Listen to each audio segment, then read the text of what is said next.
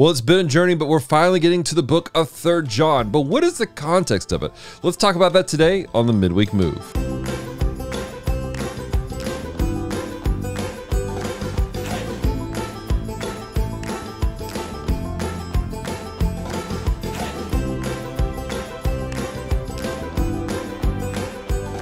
Hello and welcome to the Midweek Move, podcast extension of the Healing Places. This podcast we're examining scriptures line by line, verse by verse, and ask ourselves what is happening here. And today, ladies and gentlemen, we are finally beginning the final leg of 3 John. If you haven't been with us, I really want to encourage you guys, check out the playlist we have on YouTube, check out the podcast feed down below, and take this journey with us, because these all link together, these conversations through the books of John. It started several months ago with a look at 1 John, which was an interesting study about love and obedience, and how these things kind of come together. We don't really love God if we don't obey God, but obeying God calls us to love not just Him, but the people around us. At the same time, if we're not loving other people, if we're not showing biblical love to other folks, we are not truly obeying nor loving God. And there is this whole context taking place as John is walking a people group through some difficult situations as heresies are arising. And then in 2 John, we have another interesting situation take place where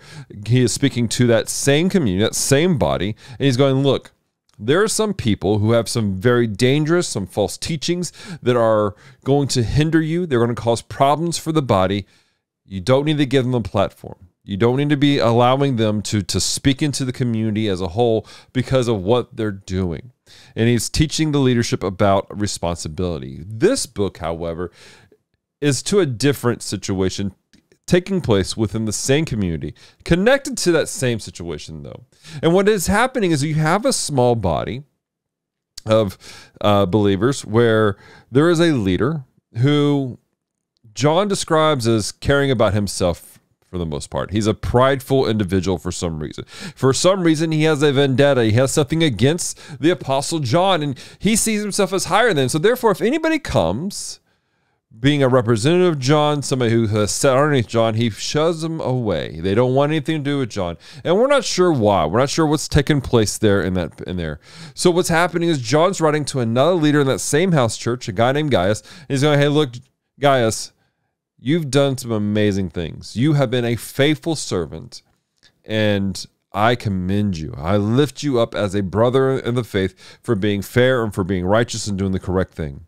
But I need to let you know that I'm sending people. You need to accept them. And this whole conversation that's taking place, and it's just a few verses, it really does a great job of showing us how, A, we should treat other people, but what we should do when we are in a situation where perhaps there's leadership that's not doing the correct thing. This whole sequence has really been an interesting conversation about love and care for people and the appropriate way of handling other individuals.